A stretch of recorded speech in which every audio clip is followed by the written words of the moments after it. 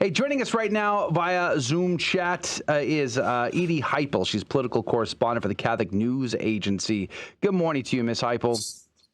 Good morning, Joe. Thanks for having me on. Yeah, we're so grateful for your time today. So you reported at the Catholic News Agency and the National Catholic Register on the Boston Children's Hospital story, which seemed to be somewhat developing last week. I mean, there was the initial, hey, these guys seem to be trying to trans underage children, and then they seem to want to cover that up. What is going on there in Boston? Definitely. Well, about 2 weeks ago now, social media rather erupted because of this story coming out of Boston. Boston Children's Hospital posted their own playlist of YouTube videos, and all this content is also on their website. But it was found by several activists against, transitioning kids and was publicized online. And basically, these videos detail how they offer a full-scale gender program for kids, including sex change surgeries for children as young as 17.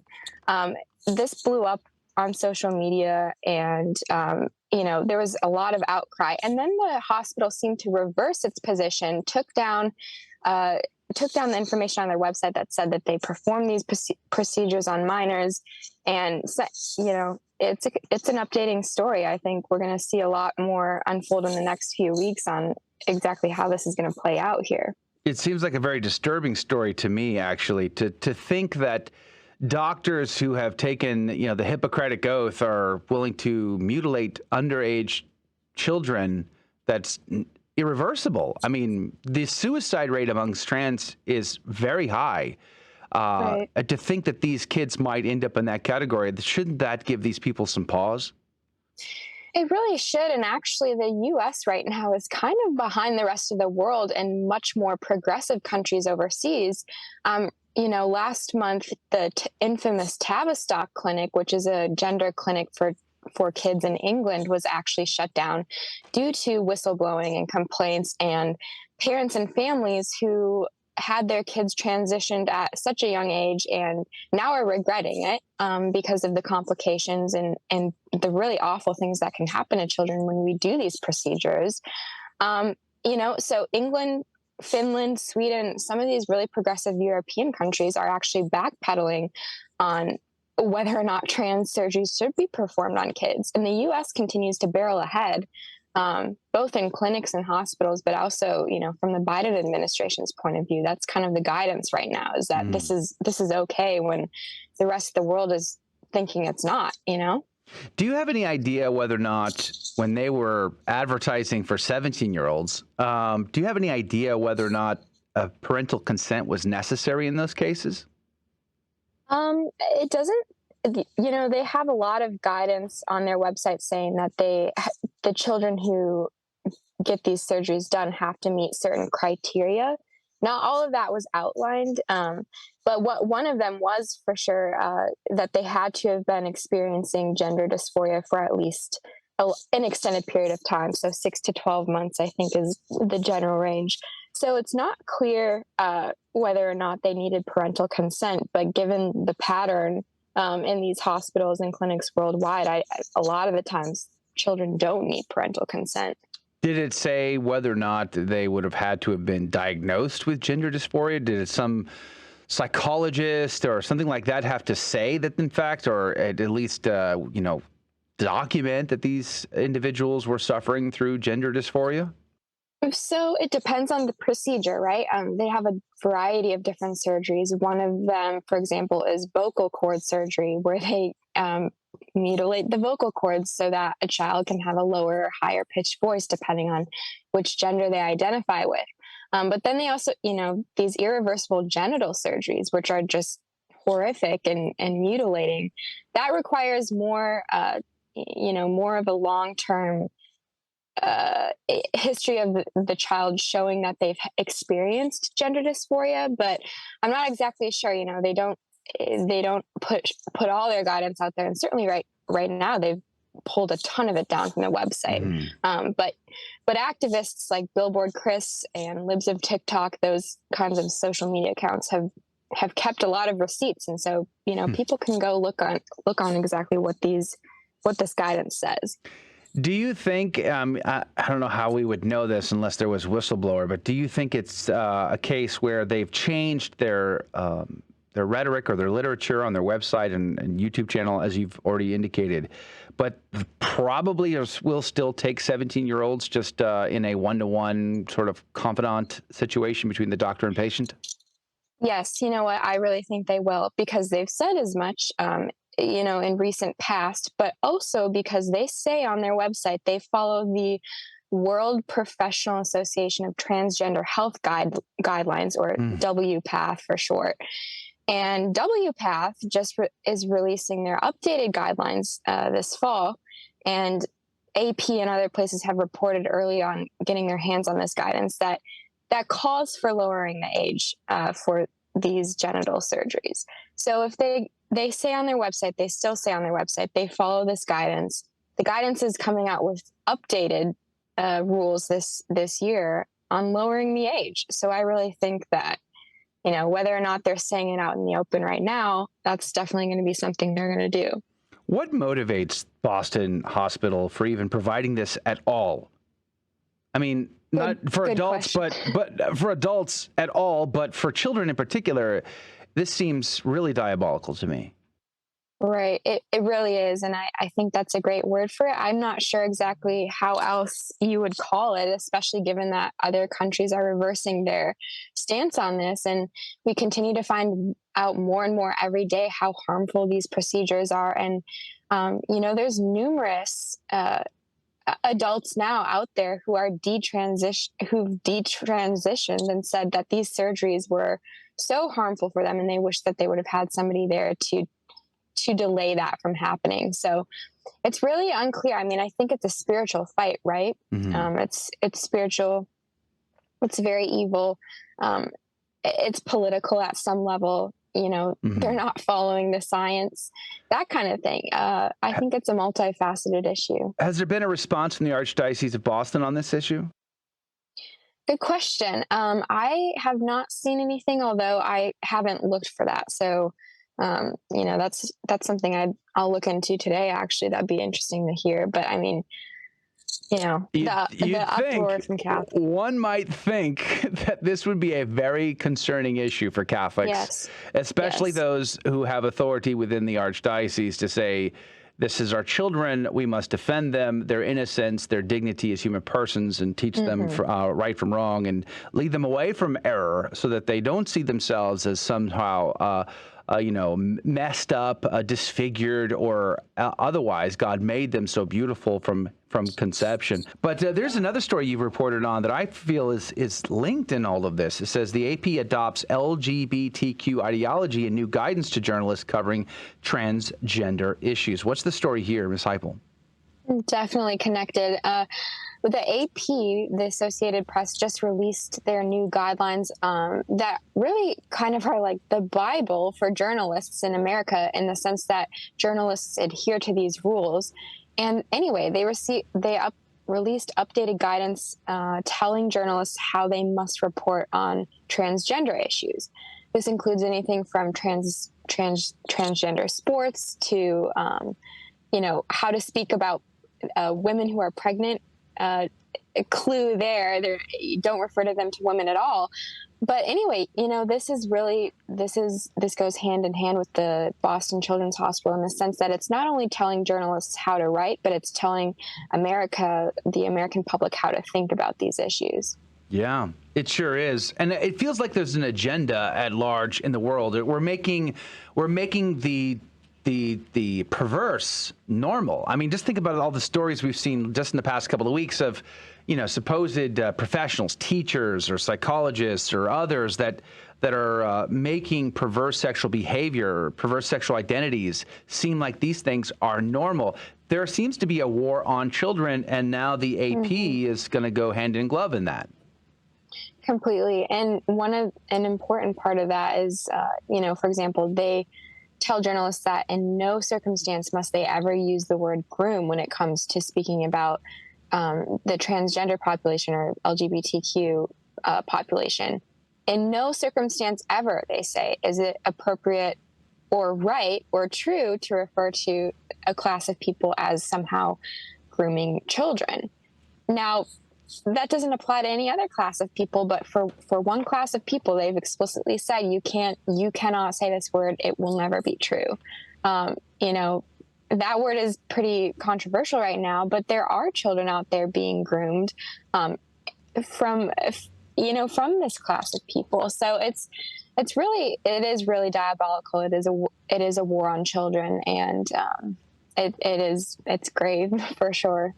You know, to add another piece of wood to the fire here, you also reported, as I think it's on CNA, of a story of the Globe Theater changing Joan of Arc to be non-binary. And it seems, I remember when I was younger, I'm old enough to remember that these people claim to be a minority, that they claim to be so oppressed, but we're seeing just the complete opposite. We're seeing them reorganize the way that we think, the way that we talk, the words that we use, the things that we associate. How do we begin to push back on this transgender narrative, on this very destructive ideology? Right. Well, I think there's a lot of different ways. First and foremost, it's really important for us to not submit to their rules and not to submit to the language they're asking us to use. For example, we can't say the word groom, or we have to say gender inclusivity instead of, whatever else we might want to say. It's really important that we fight back on the little things, because the little things build up over time and turn into really grave circumstances. And I think you see that across history, for centuries. Some of the greatest atrocities in history happened because people redefined what it means to be human, for example. And we see that time and time again. And so I think, it starts with everything. It starts with not using their language. If you have children, not putting them in public schools, certainly, and finding ways to fight back against that. And I think parents across the country really are up in arms about it. I think you've seen that in the past year alone. Parents are really worried when it comes to their children's safety and their happiness, their lives. And I think it's really interesting because the idea of words, of the power of the kind of language that's used. We saw what happened with the same-sex marriage issue, and even the fact that I just said same-sex marriage, even though there is no such thing as same-sex marriage, they tried to push this language on us, and we end up caving to it. Like, for instance, saying biological woman, biological man, that implies that there's something a thing that's contrary to a woman and a biological woman. There's two different things there. So this whole idea of moving the language, it's difficult for people. Like in our circumstance, we can speak freely and say what the truth is. But a lot of places, I'm thinking of right here in Houston. If you were working in the government in Houston, you can be terminated for your job for, quote, misgendering someone. So if someone has that, or dead naming someone, that you can now be fired for that. And this whole language, we're creating a whole new dictionary of language. So what are your thoughts about how the average person can respond to this? Because I'm at the point where I'm saying, like, people have to be willing to make the sacrifice to be able to save society. But a lot of people are like, I don't want to, I have a wife, I have a kid, I can't sacrifice my job. What say you? Right. Yeah.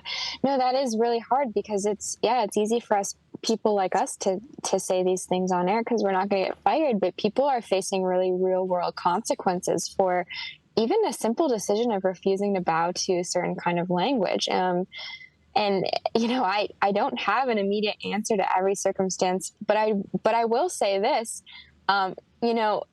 it's crazy to me how the mutilation of young children is still not enough to get us upset enough to do something about it.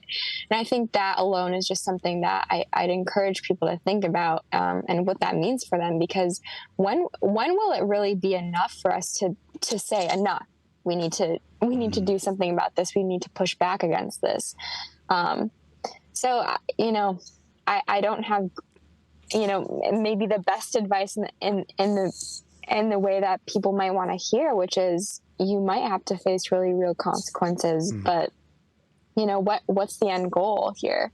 There are souls at stake, innocent souls. And I think that requires a lot of courage in today's age. Yeah, I think another thing that just made me think of was the fact that whenever we allow these things to continue, like the abuse of children that's happening right in front of us, we're seeing children being mutilated, castrated chemically or otherwise. And instead of being up in arms, we kind of become desensitized to it. And I'm worried that that's gonna permeate through everything else, because I mean, we've seen it with every single issue so far. They slowly start peeling away until we no longer like, oh, well, gay marriage, I'm against it, but I'm not gonna like roll a tank through to try to overturn it or anything like that. And so what do you think about how we can make sure people don't become desensitized to these issues? We talk about them all the time, and now it's like, oh, another story of a child abuse. Oh, well. Yeah, no, you're so right. And, you mentioned Obergefell. I think that's a great example. That decision came out when I was, much younger than now. And at the time, people, it was like, okay, it wasn't as widespread. And now it's just like this agenda is in our face every minute of every day. And you can't walk down the street, certainly in a city, without being confronted with it. It is a very rapidly unfolding cycle. And, it is very easy to get desensitized to it, and we can't escape from it. We can't, unfortunately, we can't retreat to some remote part of the world and not be faced with it. I think as Catholics, we're called to know the truth about what's going on, and also called to reveal it. I think the fetal tissue trafficking scandal on the federal government's part is another great example of this. For years we heard, oh, maybe this is going on, whatever. We're just kind of accepted it. There's not much we can do. And then in the last couple of years, we've seen horrific things unfold about how the bodies of unborn children are being trafficked in our government. So for people not to get desensitized, you have to make sure that you're absorbing the truth and finding out the truth behind this, but also just, I don't know. I mean, I don't know, praying that we can be of courage to not be overwhelmed by this stuff and speak the truth. I certainly would love to see more, speaking of speaking the truth, I would love to see more bishops come out in the United States against these issues. It seems like the defense for traditional marriage has waned from a public standpoint from the USCCB and the bishops in general. Of course, there are some that are better at it than others, no doubt. But as a whole, we would love to see the bishops come out and defend traditional marriage and really oppose these perversities that are becoming more normal in society. Let me ask you this question, as we're running out of time here with Edie Heipel. You used to work for the Center for Renewing America. You've even worked in the Trump administration, praise be to God. But let me ask you, do you think is there enough alternative media available so the journalists can have jobs, speak the truth? Or do you think that censorship factor from the mainstream media, I'm even thinking of YouTube, Facebook, Twitter, their censorship programs, are getting to the point where journalists who want to speak out simply will just, cave and go to the AP, Bible of journalism and just go with the agenda? Yes, I think that's a real problem. And, I've seen that on not just an obvious level, obviously within our culture and mainstream media, but also on a personal level. I know many people who've gone the journalism route, and eventually, it's kind of like the whole job thing, as you mentioned in Houston. When you're faced with these rules, you have to cave or you have to quit. I mean, that sometimes seems like the option that's presented us. I feel very honored to be part of Catholic News Agency, where I am allowed to, speak the truth, which is such a crazy, novel idea that, to speak the truth, we have to be a part of, Catholic News Agency. So that's a real problem. And I think also back to your point about, what can people do? I think a lot of people just don't know, because the media is so biased and so unfavored to the truth, and is really perverted and twisting the minds of people who might not even know, frankly, that that's not the truth. So, as Catholic journalists, for sure, we have a responsibility to report on these things from a truthful manner. Amen. Praise be to God. Edie Heipel, thank you for your time today and your input on these incredible stories. We're really looking forward to your reportage coming up in the future, and we would love to have you back soon. God bless you and God love you. Have a great day. Thank you. All right, coming up at the top of the next hour, for anybody who can join us, of course, we're going to have Tito Edwards from bigpulpit.com to check on what's going on with the Cardinal Ouellet story. All of that and more. Otherwise, we'll see you back here tomorrow. You can always hang out online, by the way, grnonline.com/C.